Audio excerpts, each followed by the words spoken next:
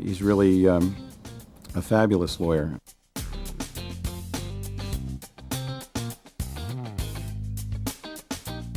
There's a lot of good lawyers in the city, and he's right at the top of the heap. He's a smart, honest, ethical, very effective lawyer.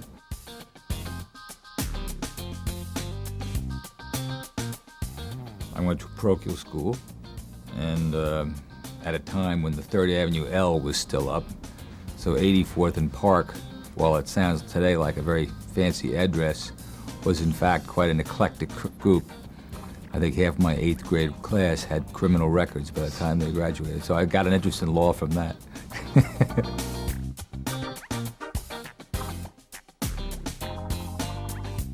So I had a fairly conservative Catholic upbringing, no question about that.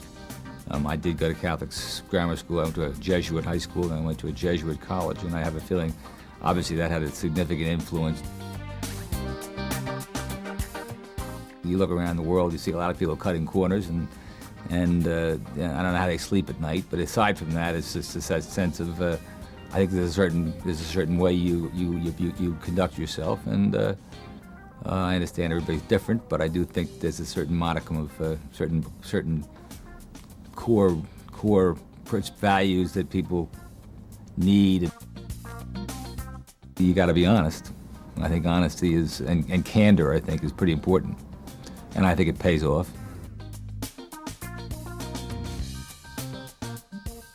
Since I've moved over as general counsel for the Archdiocese, I'm really getting to know him in a whole different way.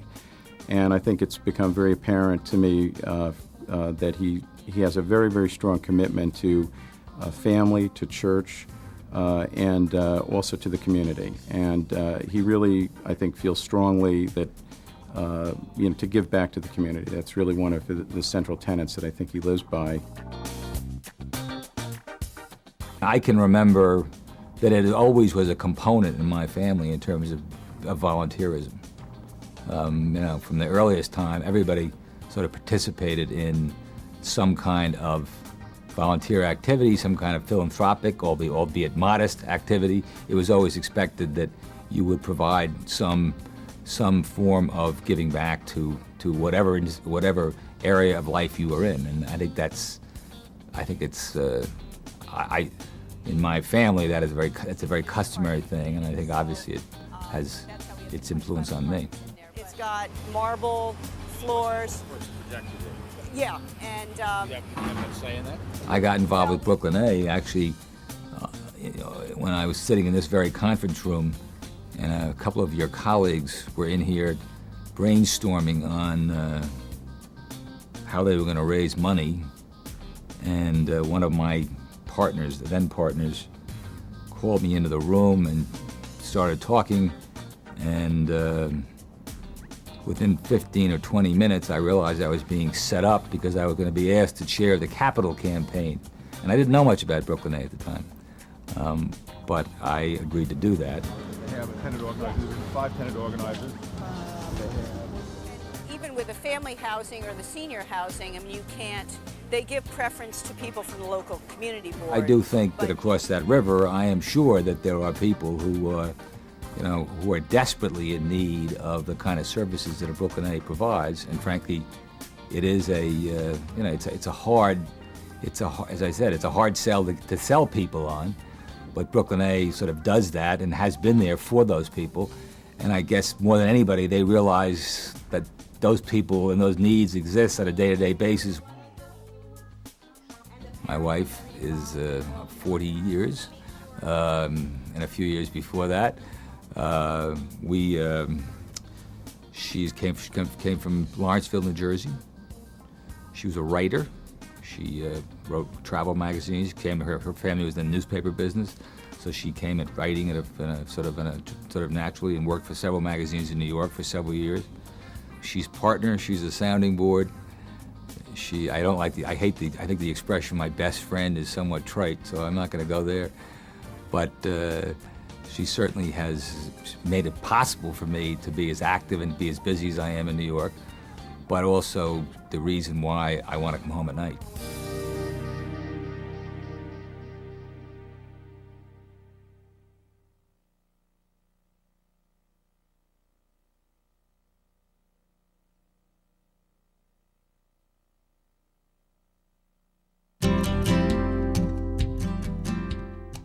We're dealing with people.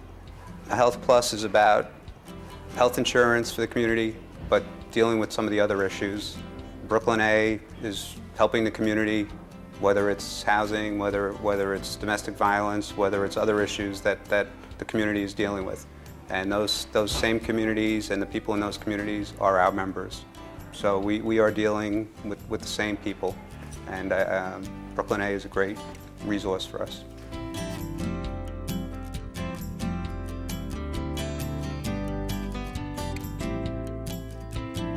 We're dealing with people that need health insurance but have other issues that we're not dealing with. HealthPlus has tried to deal with some of those issues.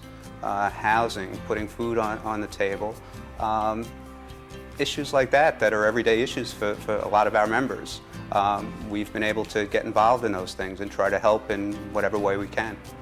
So HealthPlus, our main focus is insurance, but we've tried to expand and try to help in other ways.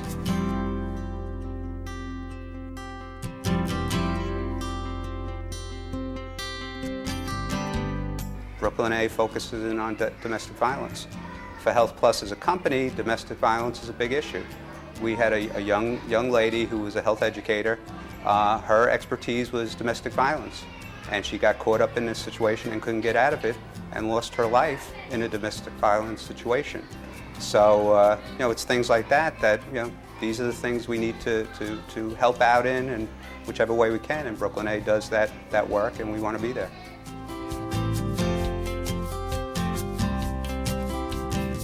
He's really been a blessing. About 4 years ago, we tapped into HealthPlus, and Tom Early came into the picture. Tom Early has been instrumental in HealthPlus in providing a playground in conjunction with the Amani Tumor Foundation. And that has really been great for our children because although it's a small playground, there was nothing there for the children. So the children now are able to go out at lunchtime and benefit from that. Personally, it's family, it's friends. Your work life takes up 60-70% of your free time. So it's similar issues. The people I'm with here, they're my family, they're my friends. We're dealing with their family and friends in their neighborhoods. So it's about the mission of what we're doing. We're trying to help people.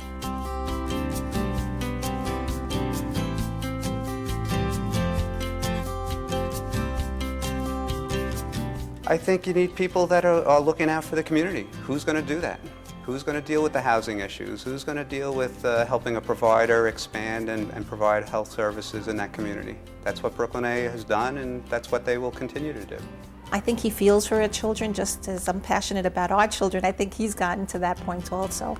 And that makes a big difference, that sense of community and that sense of making sure that each child receives the best possible education and is given whatever they need. We are very fortunate here at PS 169 and the Sunset Park community to have someone like Tom Early.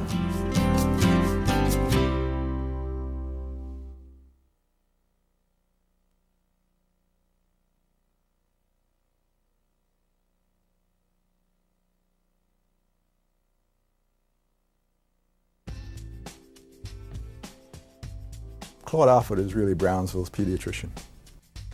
My first year in college, I took a biology course, and I enjoyed it. I rekindled a passion for it. And there were a lot of pre-med majors. And I might try that too. It seems interesting. I mean, you're young and you do things you want to try, so that's what I did.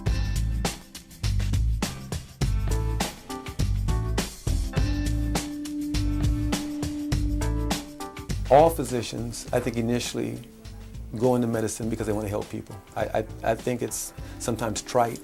I do think most people have a sense of commitment of helping someone on one level or another. Some physicians want to be economically compensated for it, and that's the reality. But I do think there's another side that they want to be in service to someone. I think that's the basic fundamental commitment that any patient-physician relationship is based on. He is Ivy League, going to Cornell. Could have been any place, but he chose to actually be here. I think that's part of his commitment, as well as a calling. And talking to him is something that was really there before he even probably made the choice himself to actually follow, his calling.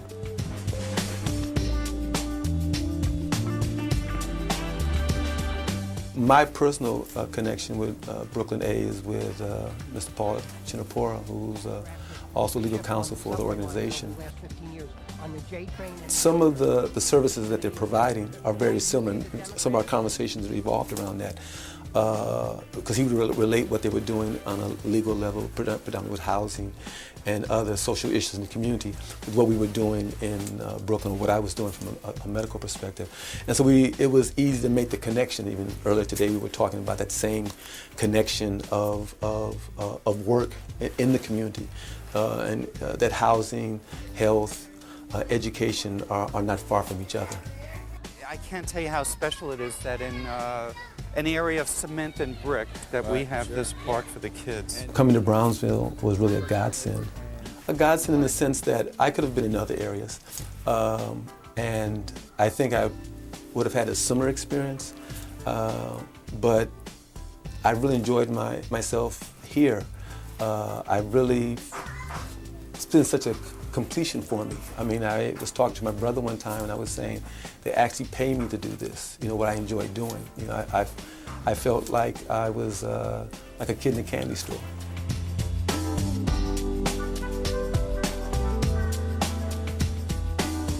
The role he plays goes beyond being the pediatrician. Recently, for instance, we had an opportunity to join a collaborative to help us redesign our patient visit. And it was a slam dunk. I mean, when we were talking about, okay, who's going to be the physician that sits on that committee, it was Claude Offord.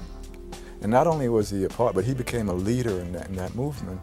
As a result, we've been able to reduce, for instance, our waiting time for patients through that effort to less than 45 minutes. And it's unheard of. You go to an emergency room, you're there for the day, you go to other community health centers, it's 3 and 4 hours. So that's the kind of energy that he brings.